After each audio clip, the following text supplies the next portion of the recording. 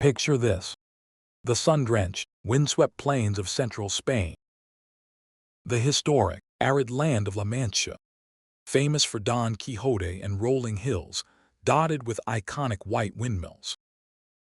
Inside a rustic, stone-walled building, a passionate artisan is gently hand-pressing rich sheep's milk into wooden molds, carefully crafting a wheel of authentic Manchego cheese. It is a deeply romantic, pastoral dream, isn't it? It feels like a pure business built on nothing but passion, centuries of tradition, and the simple, quiet joy of creating a world-class culinary product. But step behind the curtain of this massive global export industry, and that romantic illusion crumbles instantly. The reality: owning a Manchego dairy is a brutal, capital-intensive war of attrition. It is a business bound by medieval geography, dictated by the stubborn biology of a single, highly specific breed of sheep, and policed by some of the most ruthless bureaucratic regulations in the entire agricultural world. As an owner, you are entirely at the mercy of unpredictable weather patterns, volatile global grain markets, and a ticking clock of aging inventory that eats your cash flow alive. This isn't actually a business of making cheese. It's a business of managing sheep biology, surviving crippling liquidity traps, and navigating unyielding regulatory compliance. If you want to enter the Manchego game, you quickly realize this industry is not a monolith. There are at least 4 distinct ways to play this market, and each model has a completely different financial engine. First, you have the industrial titans. These are the massive commercial processors. They don't want the headache of raising animals or dealing with agriculture. Instead, they buy thousands of liters of milk from local farmers, pasteurize it for safety, and pump out young, mild cheese, often aged for just 30 to 60 days. This is a pure volume game. Their profit margins per wheel are razor thin, but they make up for it by supplying massive global supermarket chains. Second, we have the farmstead artisanos. This is the ultra-premium tier. To legally earn the artisanal label, you must use raw, unpasteurized milk sourced exclusively from your very own flock. You own the sheep, you own the land, and you run the dairy. The margins here can be incredibly lucrative, because gourmet buyers will pay top dollar for authentic terroir. But the operational risk is astronomical. If your flock gets sick, your entire production line shuts down instantly.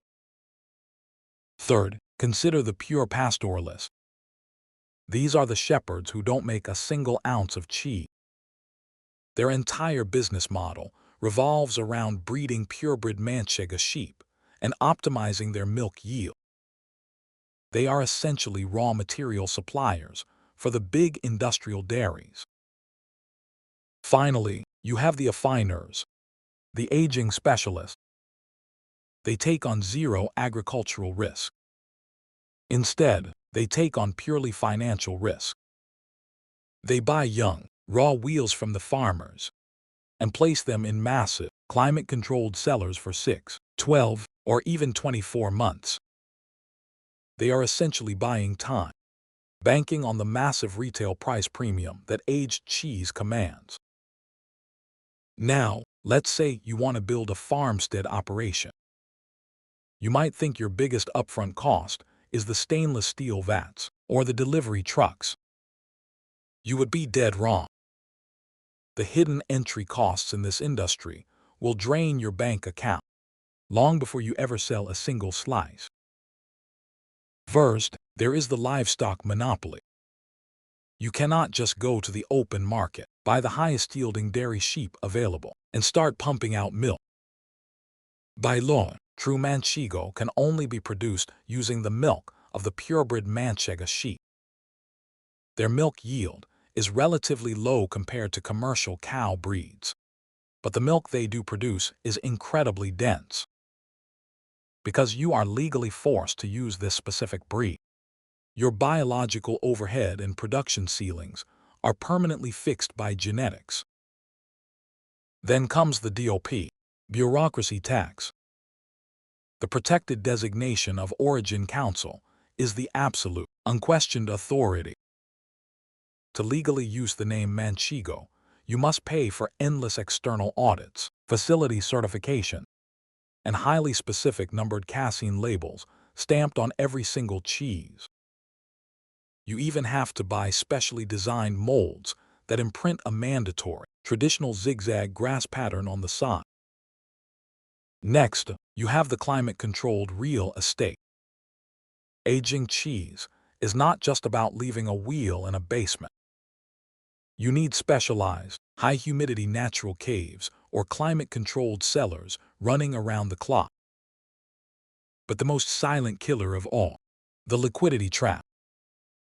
You have to feed the sheep today. You have to pay the milkers today.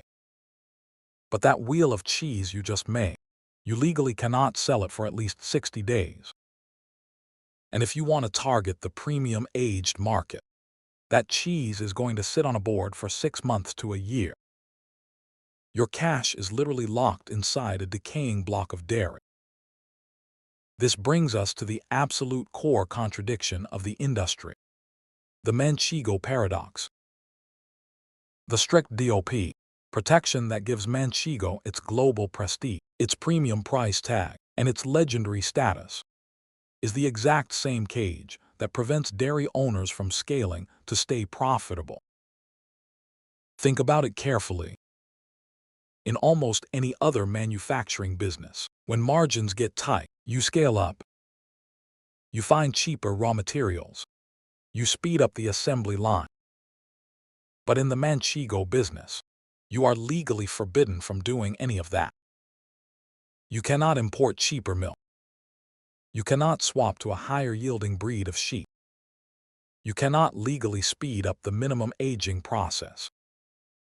The rigid rules that make the cheese valuable in the first place are the exact same rules that trap your profit margins in a biological and geographical chokehold. To see this paradox play out in the real world, just look at the strict physical parameters enforced by the DOP Council. By law, a wheel of Manchego has a maximum allowed height of 12 centimeters, a maximum diameter of 22 centimeters, and a weight capped at around 4 kilograms. Why does this specific geometry matter so much? Because it means an industrial producer cannot simply create massive 50-kilogram megawheels to save on mold costs or optimize warehouse shelf space. Even the largest commercial titans in Spain are forced to operate within the exact same physical constraints as a small artisanal farmer. As a result, the industry has seen significant consolidation. Many mid-sized family dairies found themselves trapped in an economic death zone. They became too big to charge ultra-premium artisanal prices, but they remained too small to compete with massive industrial cooperatives on sheer volume. Because your entire supply chain is tethered directly to the land, your financial projections are essentially at the mercy of the sky. In a good year, the economics can be remarkably beautiful. Heavy, consistent spring rainfall brings abundant natural forage. Your flock grazes freely, driving down your reliance on expensive commercial feed. The milk yield hits the upper estimates. Energy prices stabilize, keeping the electricity bills for your sellers entirely manageable. You are churning out premium wheels and pulling in healthy margins. It feels like a license to print money. But in a bad year, the math turns violently against you. A severe, prolonged drought bakes the La Mancha region. The natural pasture turns to dust. To keep your flock alive, you are forced to buy imported grain at exorbitant spot market prices. The extreme summer heat stresses the sheep, causing their already low milk yield to plummet just as your feed costs skyrocket. To make matters worse, a sudden spike in global energy costs means your climate-controlled aging cellars are bleeding cash every single hour. You suddenly have less cheese, costing significantly more money to make, sitting in a room that is twice as expensive to cool. In the end, owning a Manchego dairy is a masterclass in patience, endurance, and financial pain tolerance. Because when you enter this business, you aren't just aging cheese. You are trying to outlast the very rules that give your product its worth.